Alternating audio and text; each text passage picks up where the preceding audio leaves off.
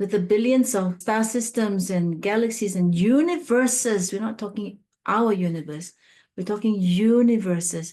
Like, how could anyone in their right mind with a shred of critical thinking would think that we are the only life form? In our work, that would come up a lot.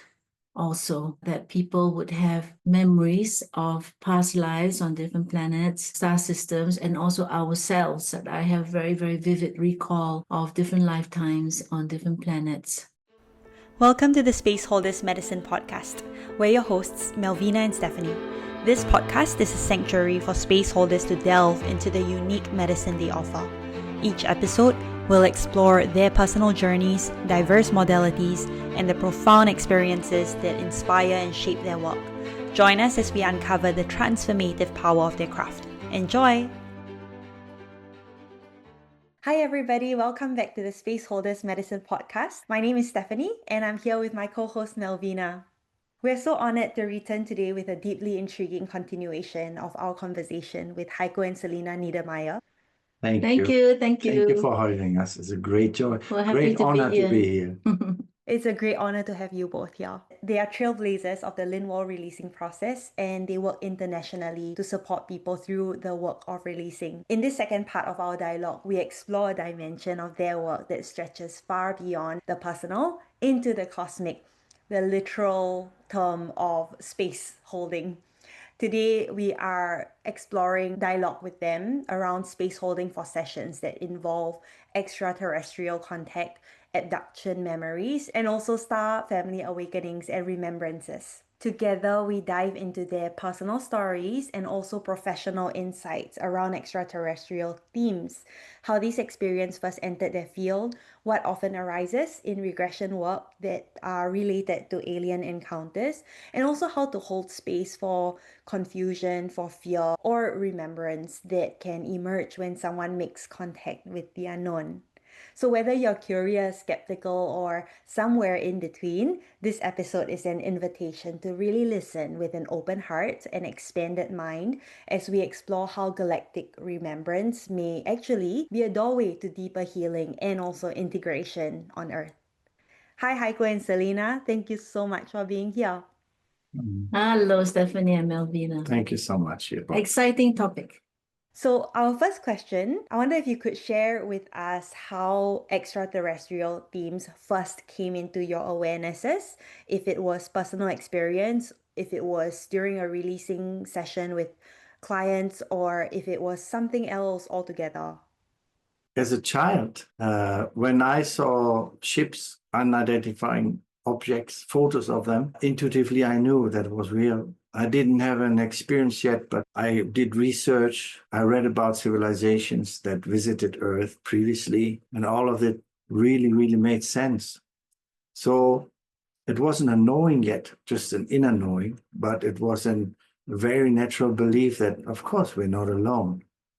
And for me, I guess the most conscious would be when I was 8 years old. And I read the anthology of space and science fiction by Isaac Asimov, who is a very famous science fiction writer. In the anthology of stories, it completely expanded my mind, really blew me away. And yet, at the same time, it felt very natural. It wasn't something like, when I read fairy tales or, oh, maybe it's true, maybe, even though at that point I did think it was true. But going out into space and the stars and extraterrestrial species, all of that was absolutely natural for me, even as it expanded my mind. And from that point, I was devouring science fiction until now. So all of that with AI and anti-gravity and different species and how they look, I grew up with that. So it was very natural for me. And actually, it was so natural to the point that I would frown at people who doubted that there was life outside of this planet. Like, it just didn't make any sense for me. Like, that anyone could think that way or even doubt that, with the billions of star systems and galaxies and universes. We're not talking our universe. We're talking universes. Like, how could anyone in their right mind with a shred of critical thinking who think that we are the only life form. So that's how it all started. And in our work, that would come up a lot also, that people would have memories of past lives on different planets, star systems, and also ourselves. That I have very, very vivid recall of different lifetimes on different planets. So us and our clients, it was very natural. And I grew up hearing stories from even like the Old Testament, New Testament, of heavenly messages appearing, that came from other dimensions and so-called high above, who would literally appear in front of humans all over the world, many, many times, over and over and over again. And beings that would show themselves. At that time, the concept was, of course, that the angels, heavenly messenger, but it was beyond the norm in the world that we grew up with. So for me, that was something very believable too. I had no problem with that as well. Also that somebody would be taken physically up at some point at the end of his life to the highest dimension. So then to think that physical beings would come on Earth is actually a notch down from that. So that wasn't in my mind hard to believe or open as well. I find that really, really incredible because I can relate. Like when I was younger, I've also had very early experiences, whether it's through astral experiences or through dreams. It wasn't just like a fantasy and I was just in my imaginary world, So I feel like it's really special when you're able to experience it early in your human life and understand that it's not a separate thing, like it's not fantasy, and that you're able to carry out in your adult life and you didn't lose that or didn't become skeptical around it. So yeah, I think that's super cool, and that it also comes up in your regression sessions for yourselves and your clients. What kind of memories and experiences usually come up during these sessions? Usually there's no usual. I mean, there's a whole range, but there's sometimes quite common patterns. So for decades now, we have experienced that there's so much, that people, let's say, start with remembering previous lifetimes on other planets, in other universes, very vividly, very clearly, that are not even related to Earth. And then people have past life memories that come up where they have experiences of interactions with other planets, where they have experiences and memories of Atlantean times, where there was a lot of interdimensional and a lot of extraterrestrial interaction between Earth civilization and other civilizations. So that comes up already, like even just as a memory from previous lifetimes. Mm-hmm. And very often they or us, we can see ourselves in different bodies, not necessarily humanoid. It could even be insectoid or reptilian, or if it is humanoid, it could have a different color skin or texture. I remember right now a woman in Malaysia, when she went back to her past life and it was a different planet, she was like a godlike being. And when she was asked to describe herself, she said she had skin that was red, bright red, and very hard. It was almost like an armor. And I asked her if it was an armor, and she said, no, it's my skin. And she was able to go into the dreams of people and influence them, their minds and their decisions, which would play out when they're awake. So there are all kinds of very interesting stories like this, or people traveling through different doorways into different timelines and dimensions. Some people see themselves, that's quite common actually, that sometimes people go back and see themselves formless as light, and then discover who they were in those forms of light, and then stepping down to the dimensions that also. For me, there were quite recent ones too, where I went to discover why I had a fear. No, it wasn't really a fear, it was an anxiety. What was going on 4 years ago, where there were the inoculation injections. And even before they came, I was filled with like and sort of anxiety or worry. And I went to check where that's coming from. And I found myself on another planet. And then it was the whole agenda was unraveled on that planet and what happened and what those things did if you took them. So it was a step-by-step kind of like game, if you like, of invasion and takeover of an entire planet. So I had 2 or 3 of those with slight variations or different game plan on different planets regarding this. So that was really good because it helped me to recognize when things are playing out on this planet, the same agenda, the same moves on the game board, Yeah. We have people that we meet through our work, some who had an experience, to start simply, where they were taken, like while they were asleep, and they had an experience to be taken by extraterrestrial life, like, for example, Grace, the typical picture of this balloon head with the big black reptilian-like eyes, and where they were put on the table and have been tested and have been probes taken, and also in combination with other extraterrestrial races.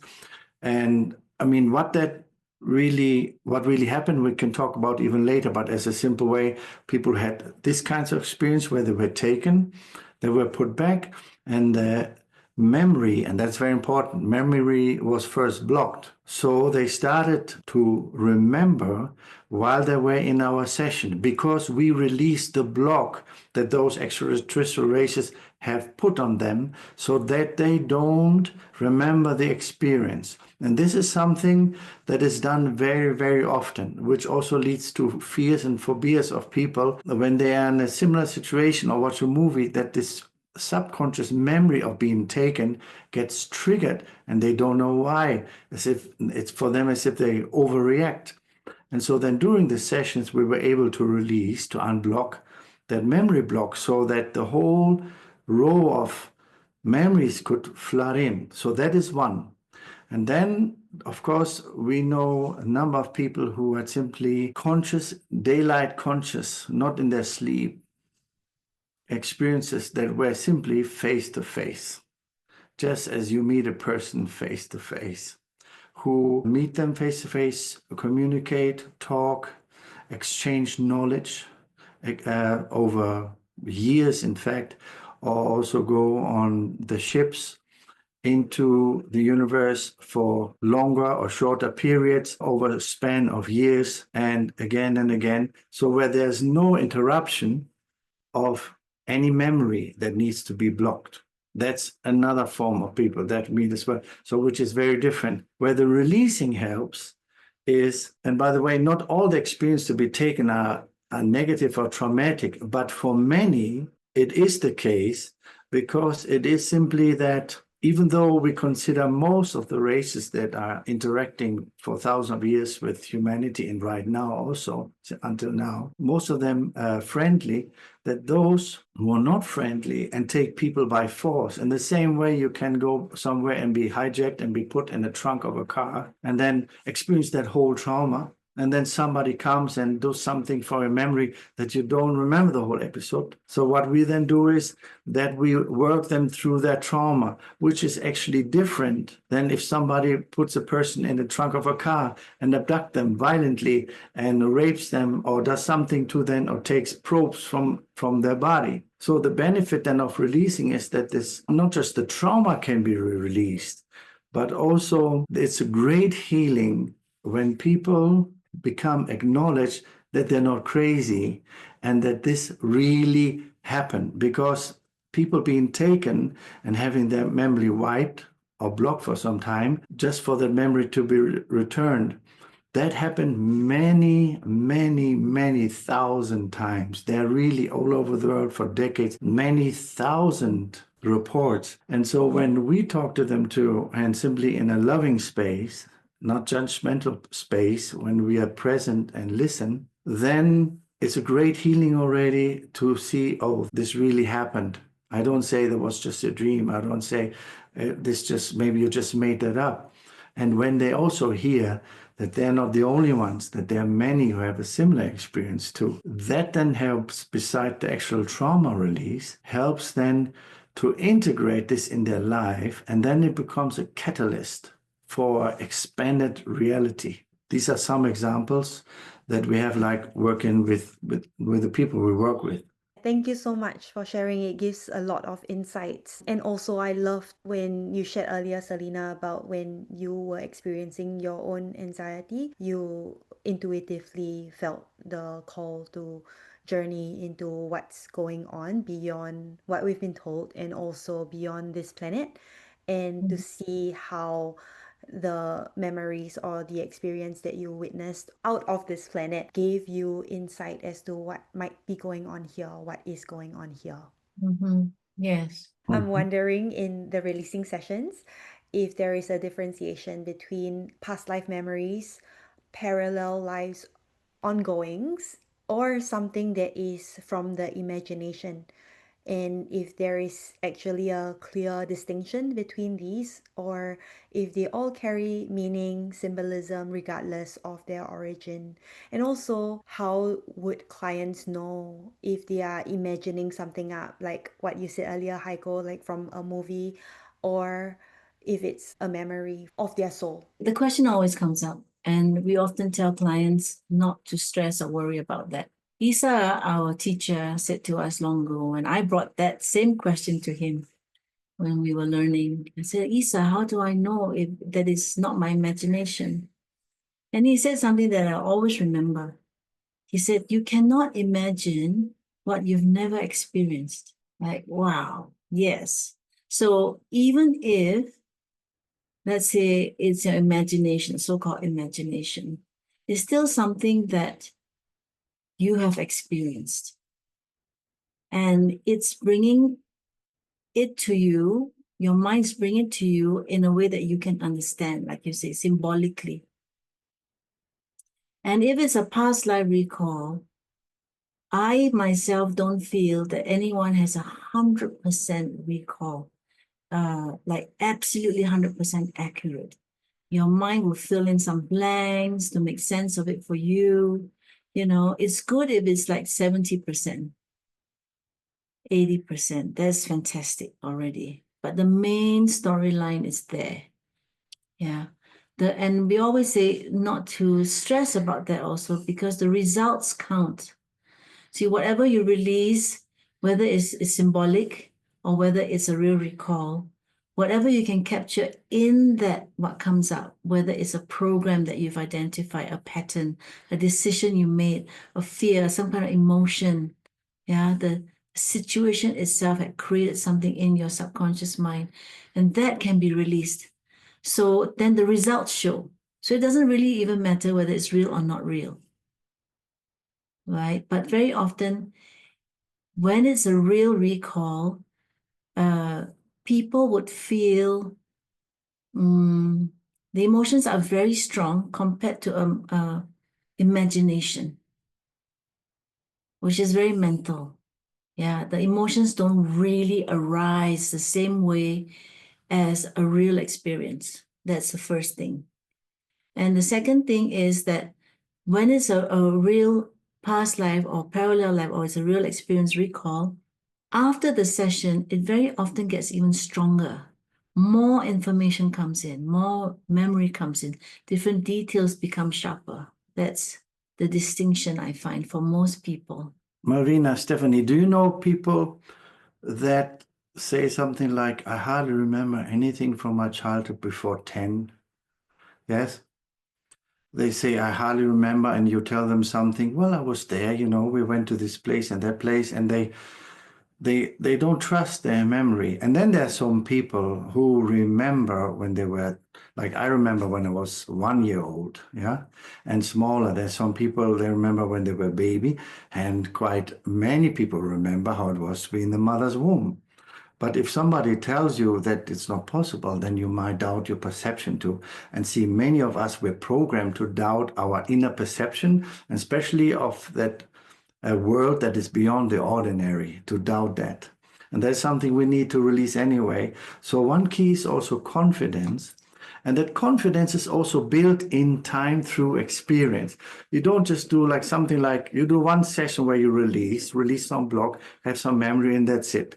Mostly people, when they awaken to an expanded reality, then they continue in this journey and they peel off layer by layer by layer that block the memory. And with that, your inner trust in your senses becomes stronger. In the same way, when a chef learns to cook, his trust in his good taste.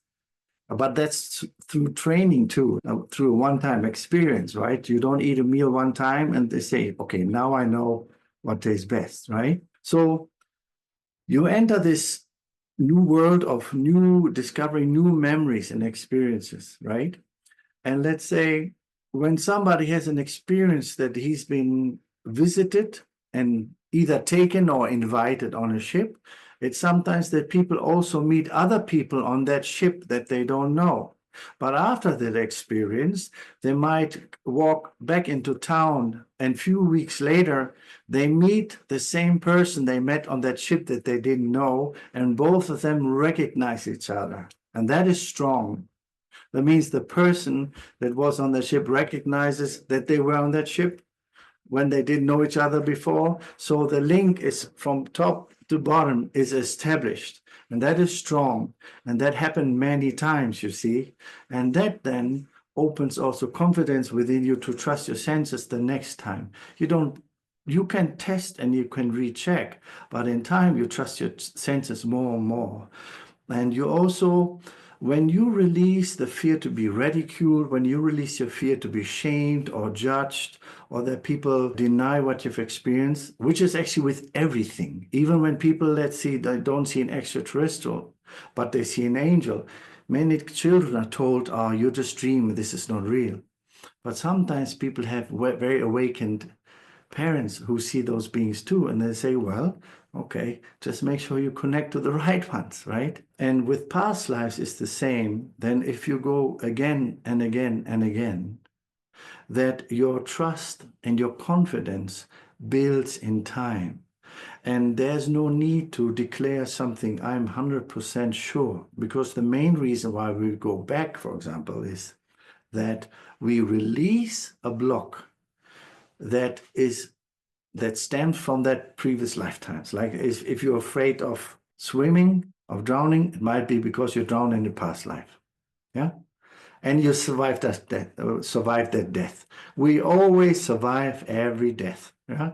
So when we recall that and release that, and then we see the difference that we're maybe not afraid of water anymore, that then also strengthens the perception of, oh, that was really a previous lifetime.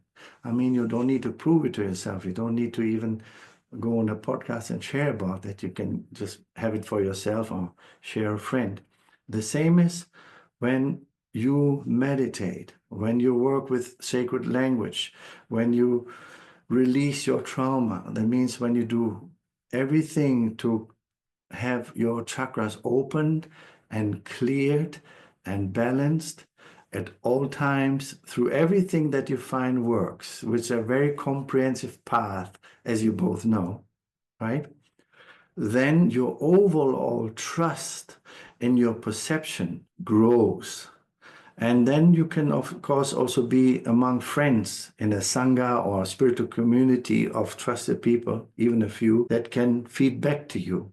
And very often when it comes to past lives, it is that people that you've met before. And you say, oh, I remember I had this money. And the other one says, yeah, you still owe me money because or whatever it is, I remember you. So the confirmation is becoming stronger and stronger. When it comes to extraterrestrials, there's another factor.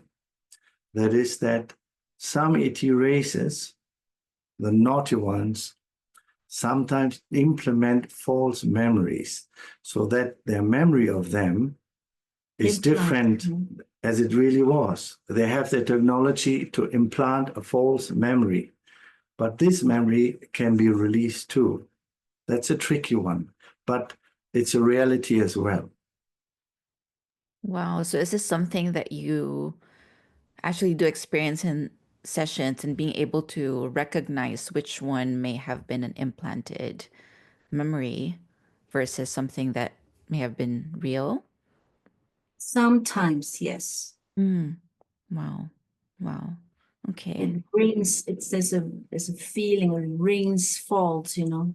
Mm. And it's like, no, hang Mm. on a second. And then upon questioning, the truth opens. Wow. That's incredible. It's like a high-level gaslighting. But you know, everyone knows the same. Maybe they've experienced something. You argue with a relative or so how things were 10 years ago. And maybe you first trust your memory, but if you get told over and over and over again that was different, you start to believe it yourself. That's also a slow way to implement a different memory as well. Theirs is just more highly sophisticated.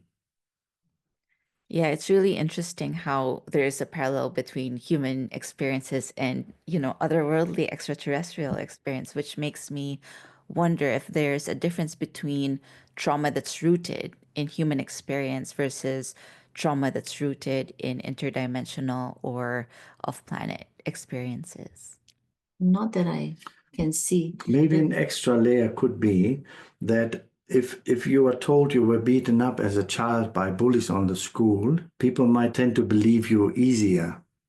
But if you tell that you were abducted and abused by some extraterrestrial races, and we don't need to just talk about the negative stuff, but it comes often up in releasing because we release with people the trauma.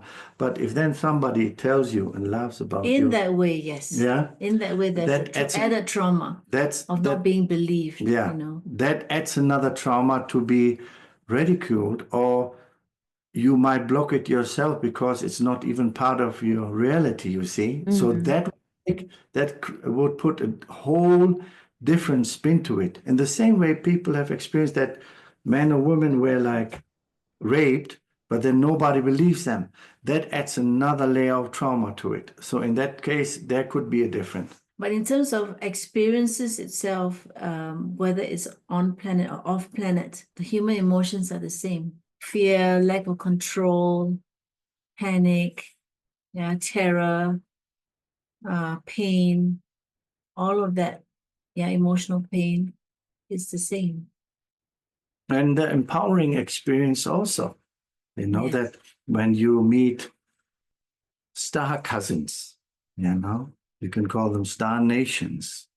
This is a huge universe, and we have many cousins all over the universe. Earth is not the only planet with humans. Yeah, and it's simply that some people have an experience where they meet cousins they haven't met yet, and therefore it becomes a very empowering, awakening, and beautiful experience. And very often it has to do with their mission that they are born with at this time. Yeah. Mhm. I'm wondering how releasing or regression supports people to integrate their alien contact in a way that is helpful in their human life. And also, if you have experienced clients who struggle to integrate their intergalactic experience into daily life, or on the other hand, because of what they see and what they remember, they might leave a session with kind of maybe an inflated ego or sense of self, or feeling that they are superior in some way. Mhm. That can be. That can be when they see themselves as pure light or as some very special being. Yes, that can happen. But then we also release with them their need to feel special. We release with them their belief that they are superior to all others. So that comes in too. And that's sort of like naturally it gets released.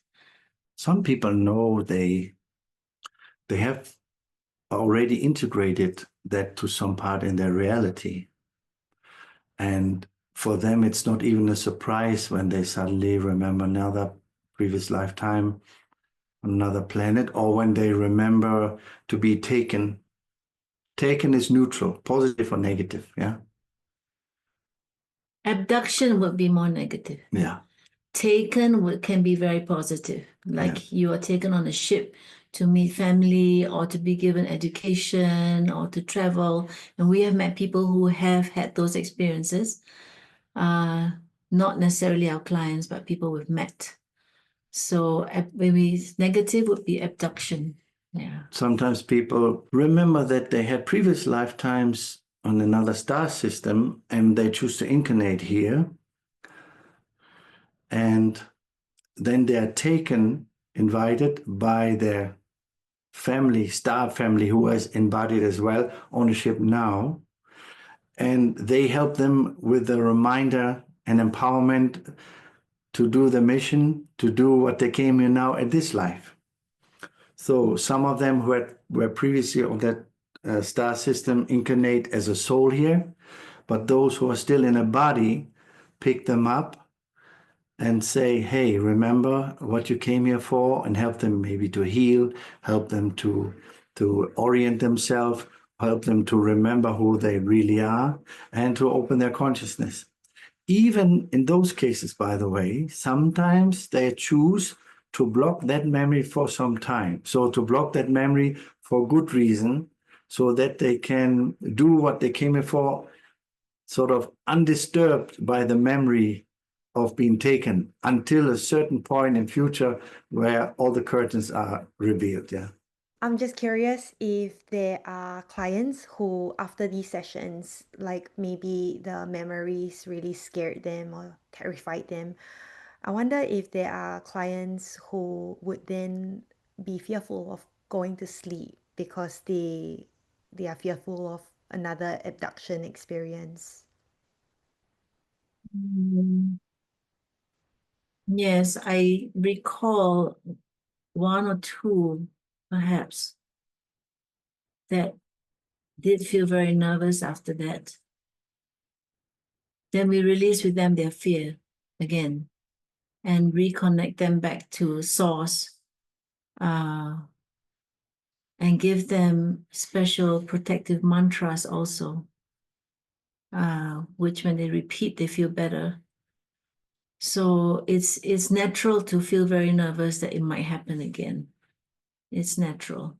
But since a lot of the trauma is released during the session, a lot of fear is released during the session, there are very few people, or hardly at all, that actually leave it feeling more fearful. Normally they feel relief and they feel light, like something really got lifted that they weren't even conscious of before. It's just like a weight dropped off, you know? Yeah, that's the most common response to seeing this past lives or experiences. Could be this life too. Yeah. And some people were afraid to go to sleep before, and during the session they realized why they were afraid to go to sleep, because in their subconscious they had the memory what could happen if they would be taken during their sleep, you see. And then they lost the fear, you know? Yeah. Yeah. If you release and if you integrate that experience, it can take some time, like it is with all healing processes, right? And expansions of reality and consciousness. You know, it's just not a 5-minute quick fix, of course, right? But when then people first took on the healing process and faced that fear, and then released the trauma, and their reality expanded when it wasn't like this before, and integrate that, and through that challenge of like meeting an adversary, right? Then they come actually, it's a catalyst to come out empowered, that they come out with the confidence, if anything like that would happen again, I knew what to do to stand my ground, because I know so much more who I am. And the only reason why somebody could take advantage of me is because I wasn't in my power and I didn't remember who I really am. Because once you know who you really are, game over. For them, not for you. Yeah. The seduction game or the manipulative game, you know? I think it's really important. We also discovered that some of them can disguise themselves as good guys or angels or shiny, glorious looking beings, very spiritually evolved. But this is a disguise. Okay, it could be a mental manipulation, for example, too. And then when the client finds out that it was all a trick and a manipulation, and it was a power and control game, they can get very disillusioned. Or rather, they experienced that they were very disillusioned in their experience. And so it could last for many lifetimes that they move away from spiritual pursuits, spirituality, God, anything that was divine, because they are suspicious. You know, I don't trust this. In fact, it's that I don't trust myself that I know that I can discern what is good and what is not. So those experiences are very important to discover and to release, because it can really open people up spiritually and open people up to move into their own divine self. And when you talked earlier about inflated ego, it of course can happen too that, let's say, if you get someone with a relative low self-esteem who encountered someone from off planet, and those beings feeling that, knowing that, and tell that person, you are special, you are chosen one, that can be dangerous, because then it's a great imbalance and people don't have the clarity to see what's really going on. If the person is lucky or blessed, then they come in a session and we release that with them, the programming that they're chosen and special, because there's no need to be or consider yourself special. Another thing that happens as well is that some ET races have often encounters with humans and then tell them that they're actually angels of God, when they're not. Well, they are real angels of God, but those who impress the human with their technology, with their intelligence, with their psychic powers and all, which is quite easy, would then tell them that they're angel of God, which then, of course, creates a spiritual problem. And that needs to be released. So we have released with people the programming from negative ETs that they're the angels of God, which didn't just clear the illusion, the curtain of illusion, but also healed with them their relationship with God itself, because they saw, oh, that ain't real angels, so God is not like that. Yes, good elaboration of what I said earlier. Yeah. Yeah, I think that's really wonderful that through these like so-called traumatic experiences, there's always some sort of the way it's integrated really does serve the person in the end. And like you said, like for people who may have been abducted or had like a trauma around being taken, now their relationship towards otherworldly experiences are able to be restored, which I feel like, yeah, it'll be a shame if it doesn't. There's a disconnect there. But back to, people experiencing false light or false beings. How do you feel like people can discern between benevolent beings, manipulative energies, and projections from the human psyche? Very good question. Excellent question, and also very, very important question, especially at this time. Yeah. Yes. See, we believe and understand that there will be very strong ET contact very soon. It's imminent. So we're talking about a high possibility of ET landings even. And the whole disclosure project that's happening now, and so much talk about drones in the sky and UAP or UFO sightings, and all of that is sort of blowing up on the internet. So more and more people are being educated for a reason, right? So we believe that there really will be a landing, and at this point, it is very important for us all to discern who is landing, who are we in contact with, whether it's a big international global one of, Independence Day type landing in every city, or whether it is a personal contact with certain species. We must be able to know who they are. And we say that it's important to look in the eyes. Okay, look in their eyes. And you need to be able to have brought yourself to a point where you are in such a clarity and trust of your intuition that no matter how they look, if they come in all glory and glamour, dressed in gold, emanating bliss, emanating authority, and they say to you, we are your creators. We were the ones who created you. And they can show you holographic video proof of that, etc. Yeah. Their weaponry is so advanced. They have med beds too. Yeah, high tech. They come in the Middle East, for example, and they stop the war. And then with their med beds, they heal all the injured, war-torn survivors. Will not humanity fall on their knees and say, oh, wow, this is amazing. You are indeed our gods, You are indeed our creators. You come to bring peace. And that's very, very important at that point, no matter how it looks, that you are in such a powerful intuition and clarity that you listen to the inside of your heart.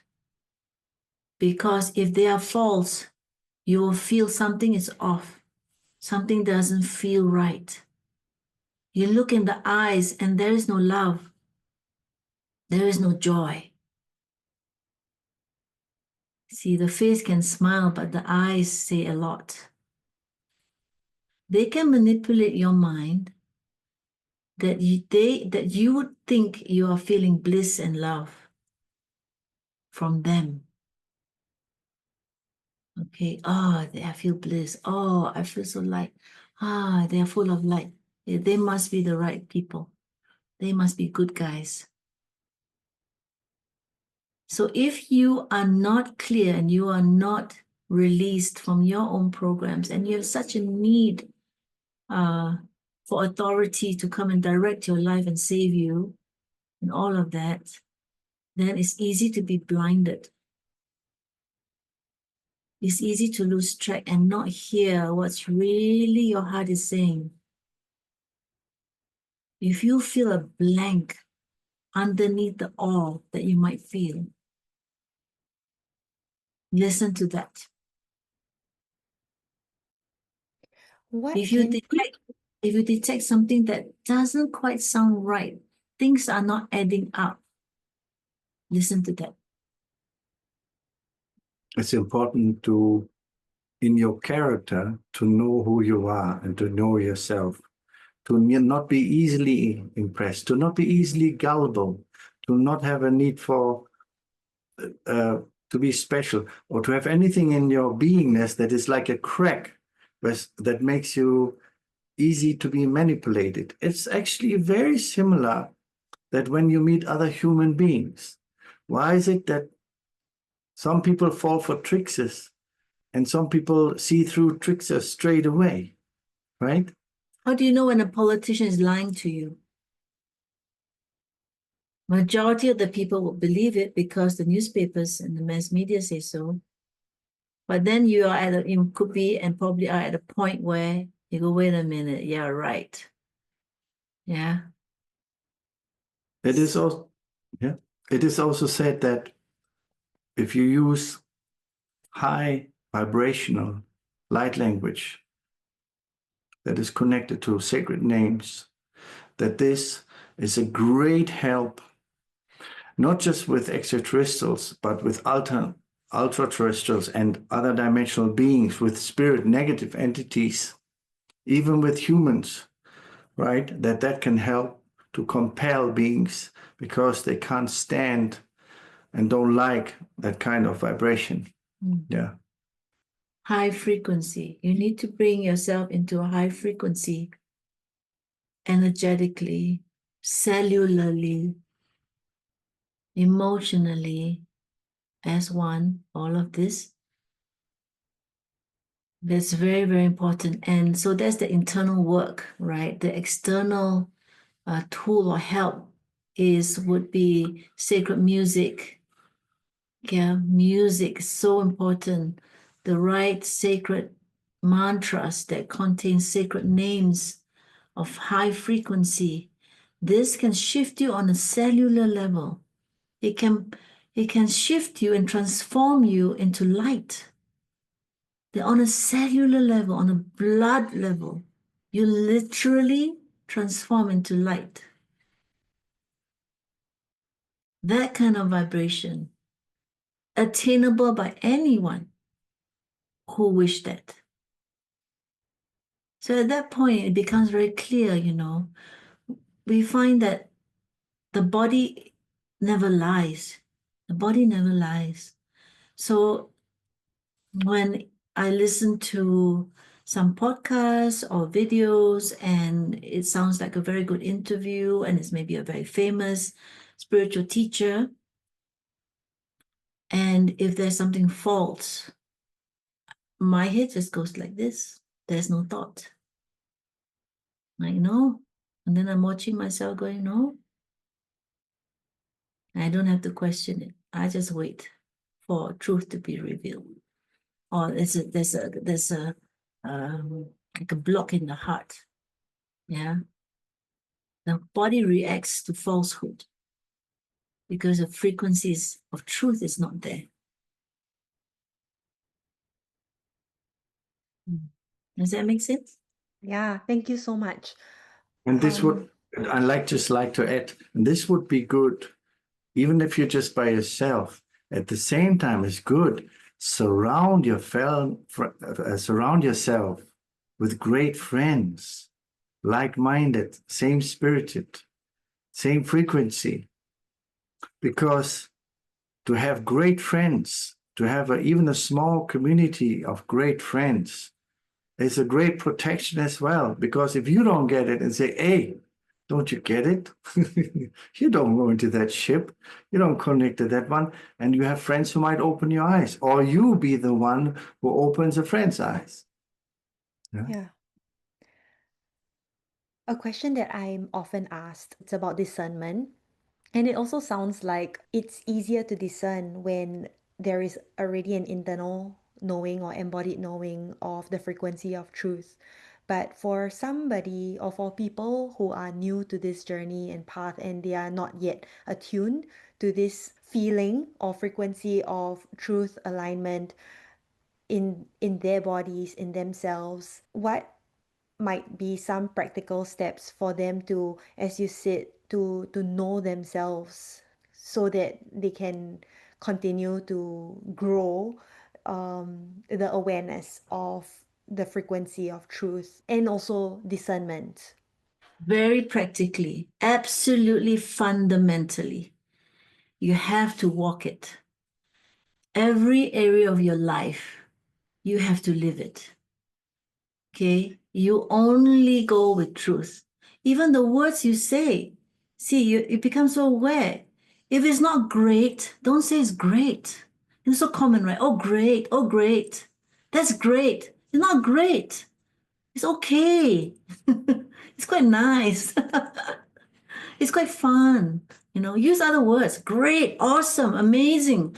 Like, is it really? So it's not truth. It's just so people are so used to saying these things. So you get to watch everything you say, everything you do, and everything you think. Is it true? Is it true? Is it true for me? So, little things like you're writing a text message and then you look at what you just wrote. Delete, reword. because it's not absolutely true what you just said. You said, I love it. Did you really love it, or you kind of like it? Were you glad, or you very happy? You know, sometimes you're just glad, but you say, I'm so happy. Is that true? So you start to correct little things and big things. You come into integrity to your own core values. This is absolutely fundamental. If you are not in integrity to your core values, you might as well throw the whole truth thing out the window, because you cannot discern anymore. You are lying to yourself constantly. You know, you are saying yes when it's a no. You're saying no when it's a yes. How fundamental is that? I don't feel like going to the party tonight. I said I would go. What excuse can I give? Actually, you mean what lie can I tell so that I'm not judged for not going, so that my friend will not take her love away or dislike me or get mad? What lie can I dig up? Yeah. Then the mind goes straight into some bullshit story. Instead of saying, sorry, I know I said that I was going to come, but I'm so exhausted. I really feel like staying home. Yeah. I hope I can make it up to you if that's what you really want to do, or just say, I'll see you another time. You look at all the areas of life of the 7 chakras, who all also represent an area of your life, an inner area of your consciousness and of your being. And on all those levels, you thrive to be authentic and real. Doesn't mean you have to tell everyone exactly how you really, really feel. If somebody said, how are you? That you go straight into, oh, I'm very sad today. That you don't have to go into oversharing, but for yourself, that you first to yourself be as honest as you can, integrous, authentic, and all at the same time, at all times, as much as you can, and let that be your work. And the same, to surround yourself with friends who support you that in a loving way. So if on a higher level we wish to have clarity and be real, we have to be here down to earth on a human level, be integrous and real as well, and clean it up.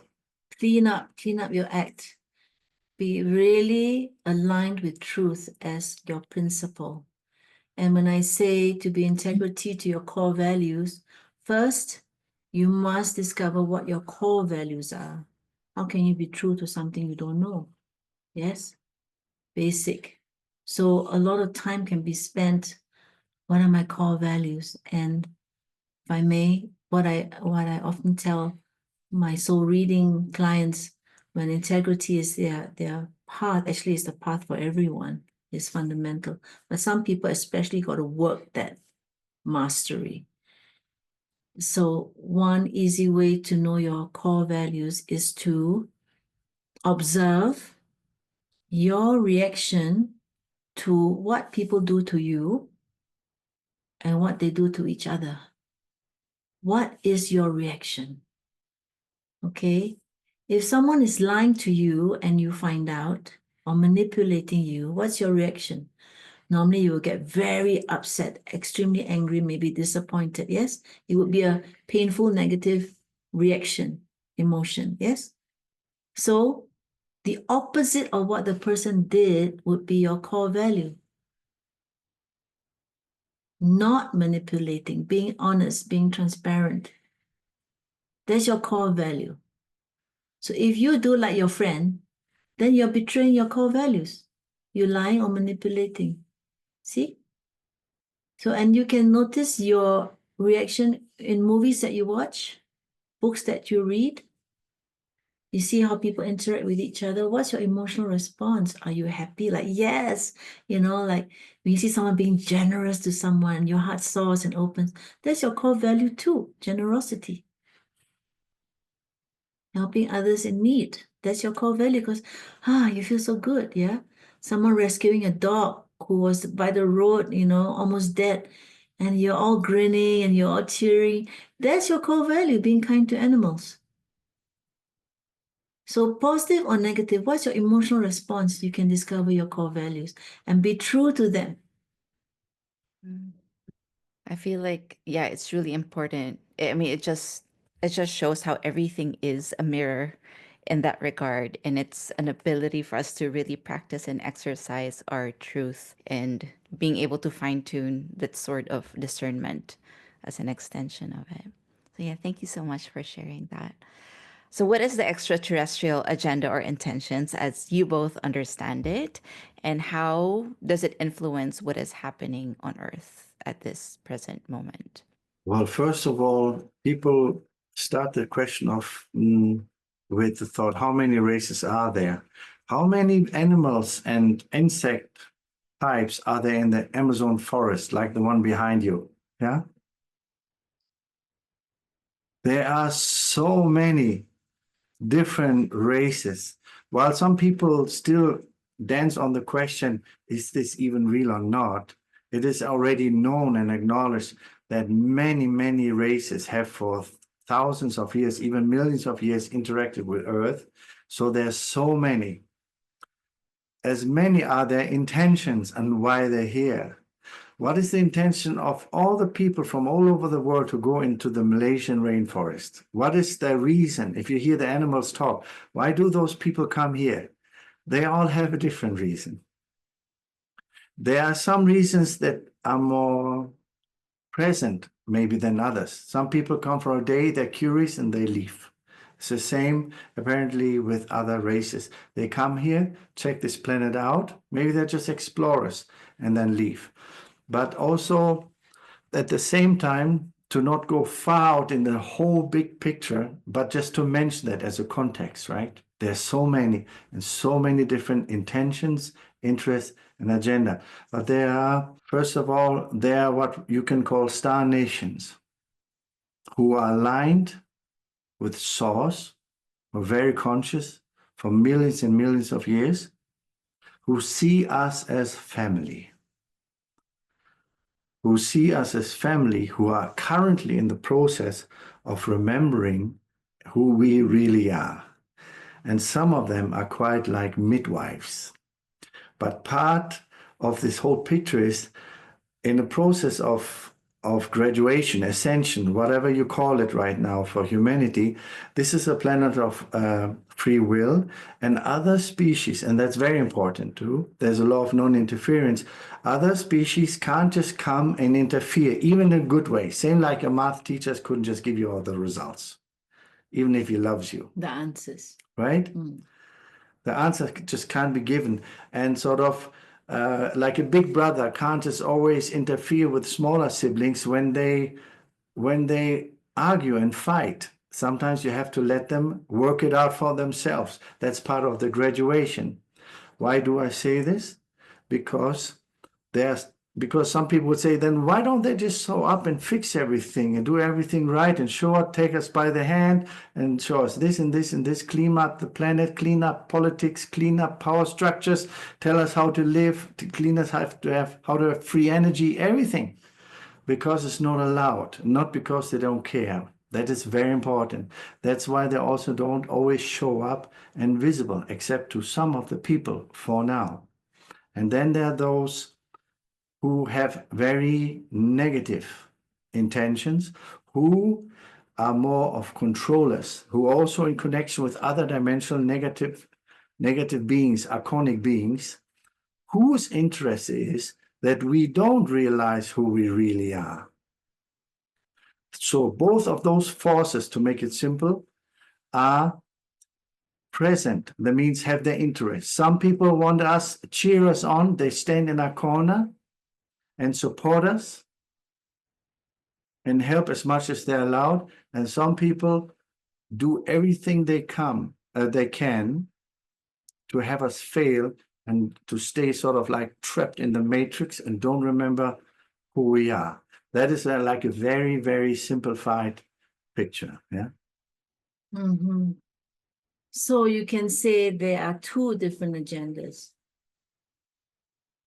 One would be negative, power and control by negative ETs, the reptilians, the Greys, the Maitreya, they are different forces. They join, they're affiliated to each other.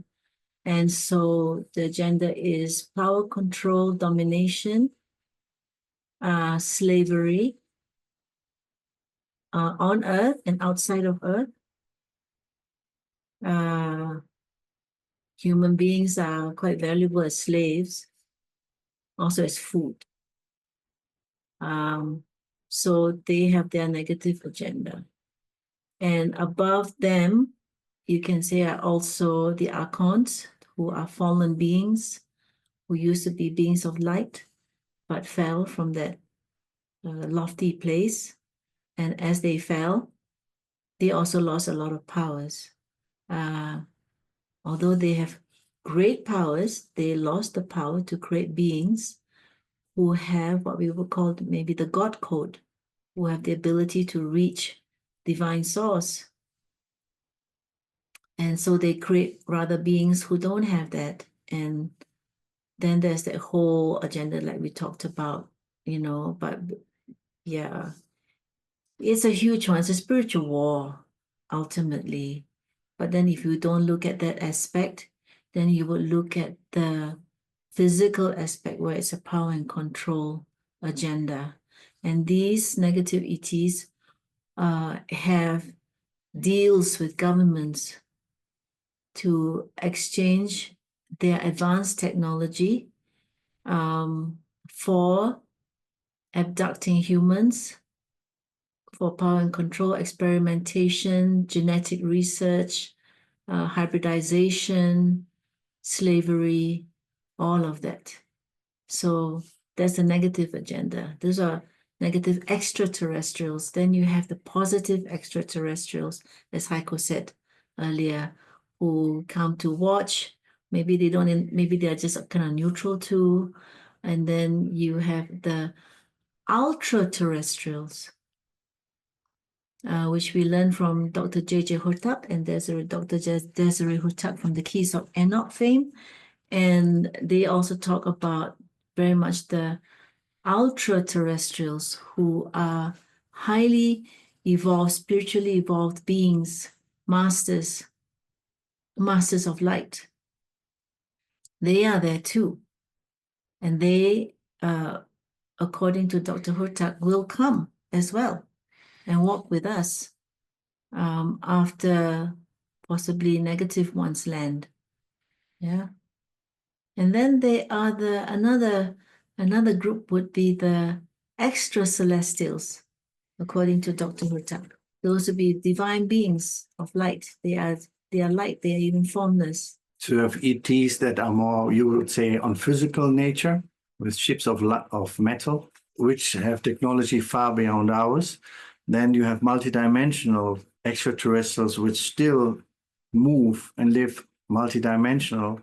And then it goes higher and higher in multidimensionality. And that is something that we're dealing with too in our work. There's a confusion, who is who.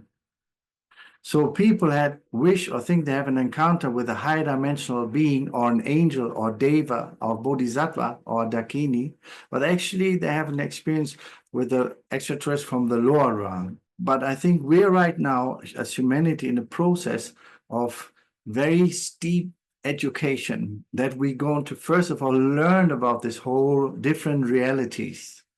And then we can put in, okay, who belongs where and what is their agendas. And some of the, let's say, ETs who come and interfere, they do that too because they connect with us, even in a violent way, to take our DNA, to upgrade their own genetic system, because theirs is not well. So they hope to take some of us and implant it in theirs. That's what you can call a very simple agenda. And that's been going on for many, many, many years. You can say, like Selina, topic, isn't it? Huge topic. Even and with AI and their use of AI is huge, huge, huge topic. So there's a war, like Selina said, war in heaven, a spiritual war, but the effects of that, and it plays out on all the lower dimension too, down to extraterrestrial physics on a physical level, down to humans. Yeah, you have like two pyramids intertwined in each other. Everything that you see here on Earth with the governments and the wars and the greed and the politics and the good stuff and the generosity and the kindness and all of that is the same out there. It's above, so below. Yeah, it's the same. It's just on a galactic scale. That was like put over us, the veil of not seeing what is really there is in a very rapid speed getting thinner and thinner and thinner and lifted. And I would say that within our lifetime, this complete veil will be lifted. Mhm. And if you do enough research and you ignore the whole noise and distraction from mass media and from all the social medias that can be so confusing, and you filter out the very essence and you look at the right sources, you will see there's so much happening right now that this reality that we talk right now will be very common knowledge to all of humanity. In a few years. In a few years. That's why this topic is very important, because most people don't pay any attention. It's the stuff of science fiction. Yeah. Movies. It's not real. It's absolutely real. And it's going to become our reality, all of us. So better get with it and familiar with it than to get a shock and absolute panic. I think people can go crazy with this if it's not in their reality at all.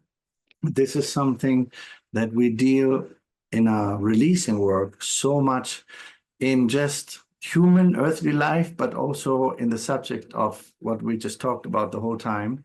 That is to deal with cognitive dissonance. And everyone has to mostly deal with that more or less. Mm-hmm. So to deal with cognitive dissonance, that means that there's a block that cannot handle the truth and is not ready to see the truth and integrate it. Those blocks, those resistances, those fears, they can be released, not even all at once, but they can be released in a gentle way, layer by layer. It doesn't have to be a shock awakening.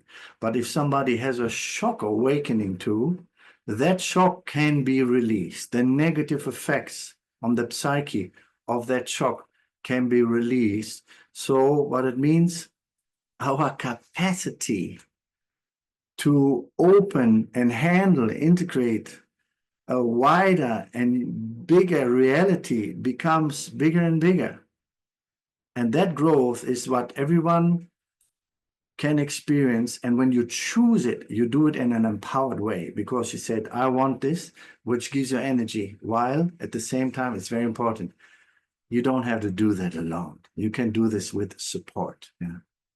Thank you. As we are coming closer to disclosure and also to alien contact, how can humanity prepare ourselves in a practical, grounded way?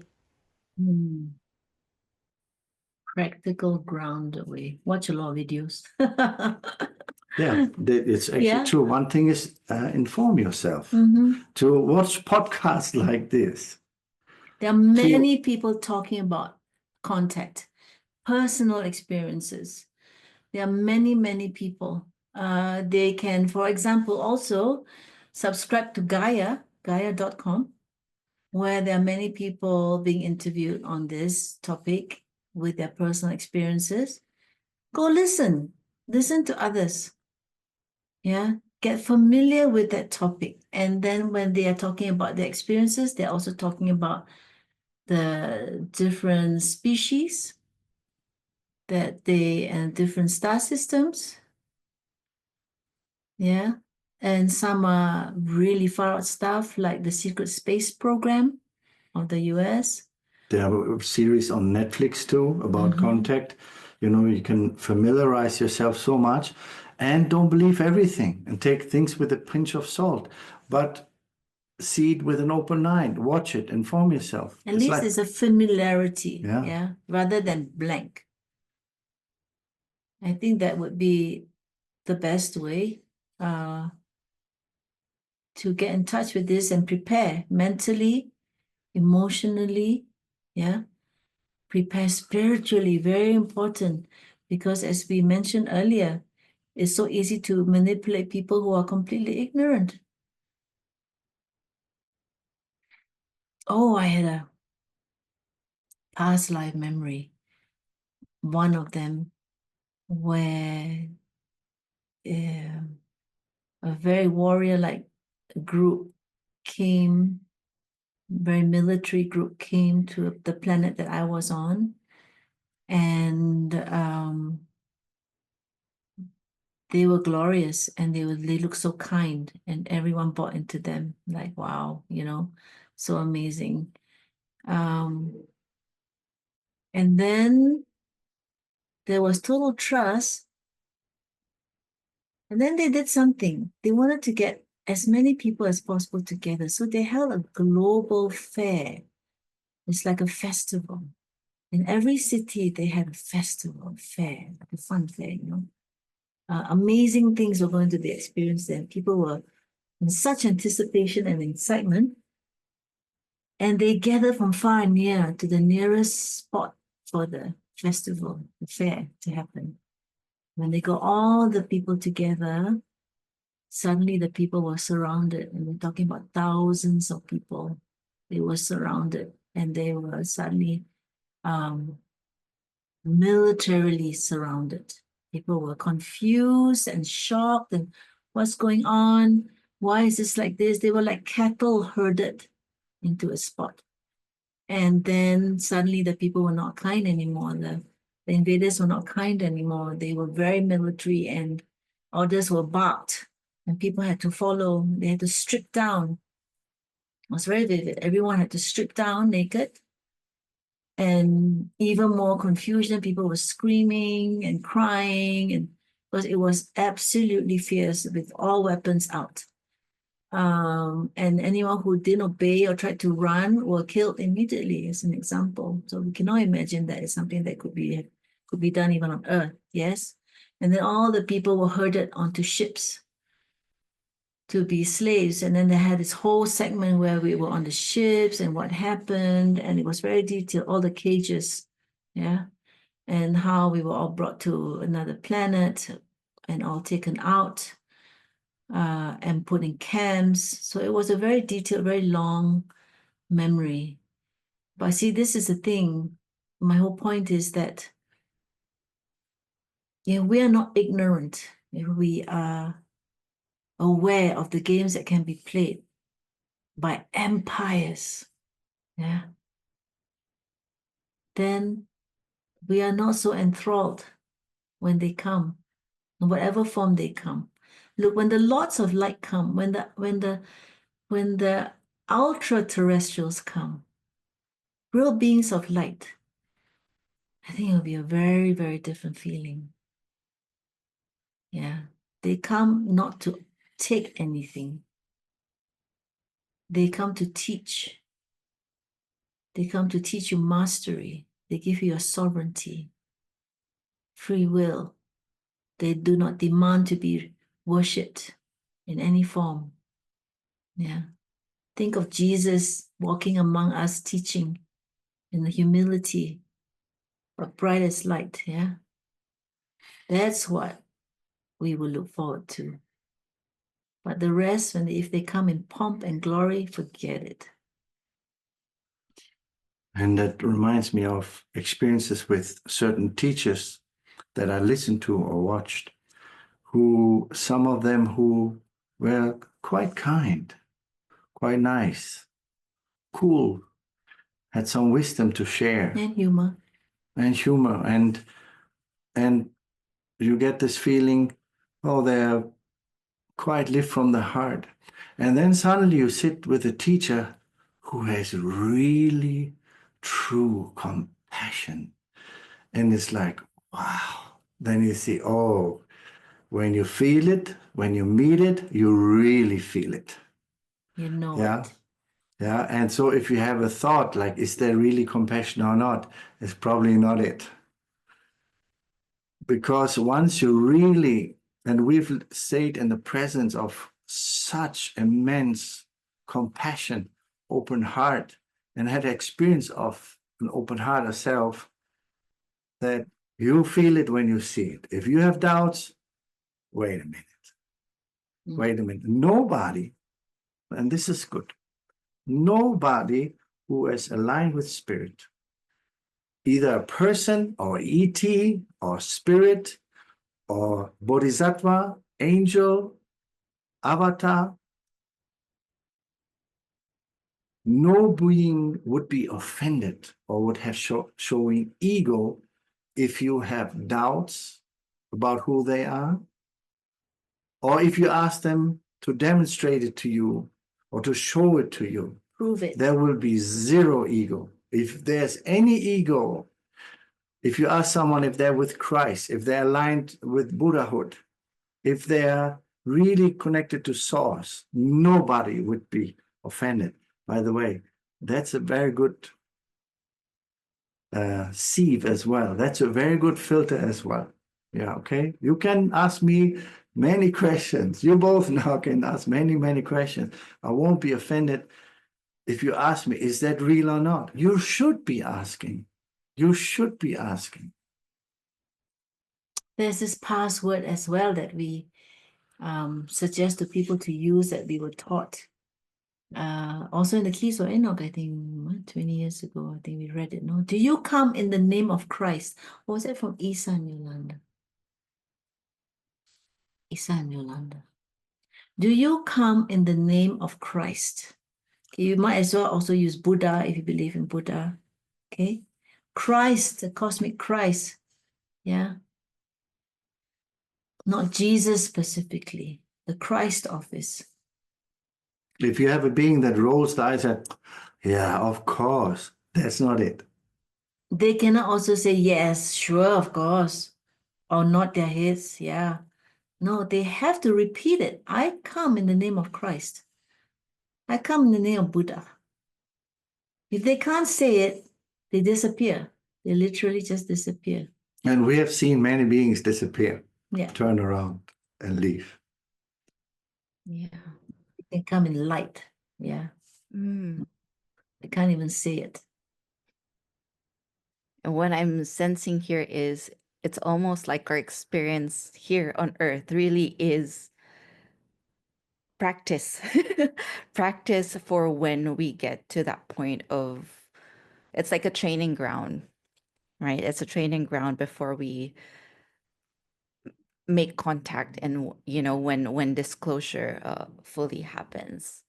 Yeah, and I feel like that's also just coming back to embodiment and how we're able to sense what truth feels like. Yeah, so That's why I find it such a great service you two do with this amazing podcast, to give people the time to listen, to tune in, to feel, to educate themselves, That's so beautiful. Align with truth as a principle in every area of your life. yeah. And then there's higher truth, because if your core value is only tell the truth. Yeah. Let's say that's your core value, right? But let's say there's a life and death situation. And some gangsters are coming looking for your partner. Someone gangster comes and say, where's Heiko? They want to kill him. You think like, oh, I will lie with my truth, my core value. He's under the table. I can know, right? So my core value above that is life and love. I would say, well, he went that away, right? He's left the country, yeah? So, yeah, you must align with your highest core values. But don't manipulate yourself that you are aligning with your highest core values when you actually just want to get out of a situation out of fear or for your own benefit. That's another point. It's very subtle. It gets very subtle. I feel like it's a whole other conversation, but yeah, like sometimes people use this term like it's their truth, but it's not, like as a way to bypass certain situations. Or to gaslight. Yeah. Yeah. So as we close, Heiko and Selina, can you please share one of your favorite sacred chants or mantras to raise our frequency? Could you lead us so we can do it together along with our listeners? Which one? Yote Bote or Kudosh? Hey, we can share both. We can share both. We can share both. Yes. Yeah. And Om Mani Padme Hum. Those all three are very favorite ones. Okay, and, so and Medicine Buddha. And we have a long list. Yeah, just to explain the Yod He Vod He mantra, it is the name of God in Hebrew. So in Hebrew, they say that the name of God is so precious, so sacred, that for the longest time, the Jews did not use the name Yod He Vod He. Instead, they say Adonai. Yeah. So Yod He Vod He in the Keys of Enoch is illustrated that it is imprinted in our DNA. And this is information given by the Master Enoch. It's fascinating when you see how the combinations of the four letters Yod He Vod He is combined in different ways, like Yod He. Yeah. So different ways of combination imprinted in our DNA. So when we say and chant or sing the name Yod He Vod He, it triggers a shift on a DNA cellular level into becoming more godlike, more of the light of God is open and triggered in our cells.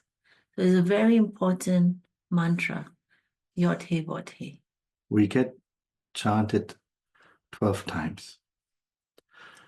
Yod He Vod He, Yod He Vod He, Yod He Vod He, Yod He Vod He, Yod He Vod He, Yod He Vod He, Yod He Vod He, Yod He Vod He, Yod He Vod He, Yod He Vod He, Yod He Vod He, Yod He Vod He.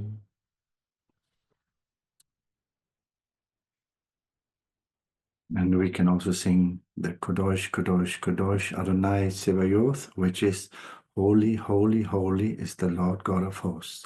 Okay, let me say it again slowly. Kodosh, Kodosh, Kodosh, Adonai, Sebayot. Okay, holy, holy, holy is the Lord God of hosts. So this is what the angels sing in the heavens. And it's a very, very high vibration. It brings together all the biorhythms and light of your body. There's a long list of what it actually does to you on a cellular, energetic, vibrational level. Okay, so, okay.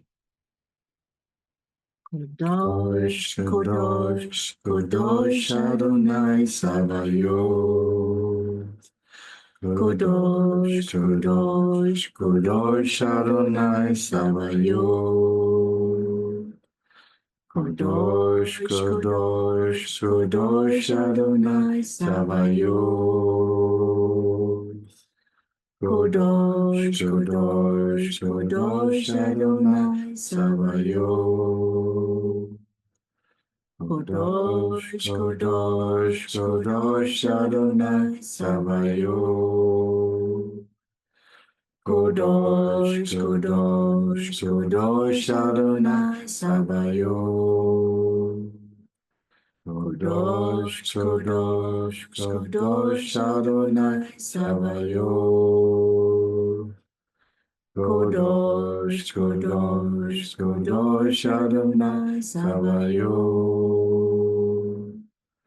Kadosh, Kadosh, Kadosh Adonai Sabaoth. Kadosh, Kadosh, Kadosh Adonai Sabaoth. Kadosh, Kadosh, Kadosh Adonai Sabaoth. Kadosh, Kadosh, Kadosh Adonai Sabaoth.